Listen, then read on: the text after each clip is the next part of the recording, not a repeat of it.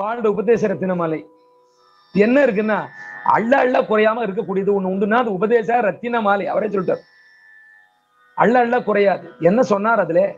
நமக்கு வேதம் வேண்டாம், சந்தியாவந்தனம் எல்லாம் வேண்டாம் சொல்ல முடியாது. நீ என்ன எடுத்த உடனே சந்தேகத்தை தீர்த்தார். ஆழ்வார்கள் வாழி அருளி செயல் வாழி தாழ்வாதும் இல் குறவர் தாம் வாழி. அதை உபதேசிக்கக்கூடிய குருநாதர்கள் வாழி. ஏழ்வாரும் ஐயா அவர்கள் உரைத்தவர்கள் தாம் வாழி செய்ய மறை தன்னுடனே சேர்ந்து. வேதத்தை விட்டுறாத, அப்ப சீக்கியன் ஆயிடுவோம் நம்ம வேதத்தை விட்டாச்சுன்னா. சீக்கியர்களும் என்ன சொல்றா, ஹரிஹரி கருத்து பூத்தனா அப்படிங்கிறார் குருநானக்கு. இதுல ராமனையும் கிருஷ்ணனையும் பத்தியும் தான் சொல்றார் அந்த கிரந்த் சாஹிப்ல. ஆனா வேதத்தை விட்டார்கள், அப்ப வேத பாக்கியமா ஆயிடுத்து அந்த மதம். நீ அந்த மாதிரி ஆயிடுவ அப்புறம்.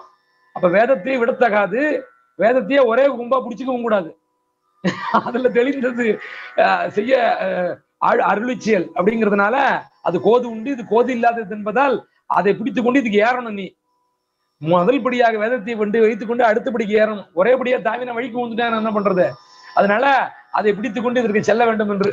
ஒரு கால் அதற்கு அதிகாரம் இல்லாதவர்களுக்கு இதுல நேர அதிகாரம் உண்டு. இப்படி அந்த வேதம் முக்கியம் என்று காட்டினார். அதுல அடுத்து இன்னொரு விஷயம், இந்த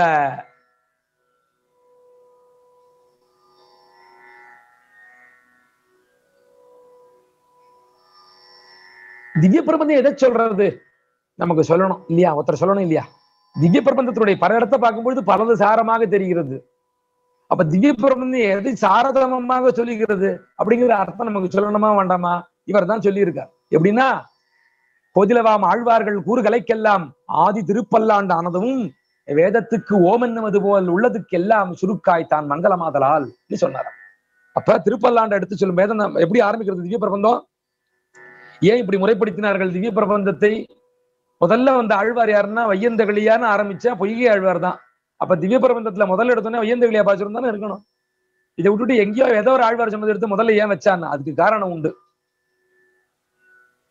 வேதத்துக்கு ஓம் என்னுவது போல் உள்ளதுக்கெல்லாம் சுருக்காய் பிரணவார்த்தத்தை பிரதிபாதிப்பதாக இருப்பது திருப்பல்லாண்டு.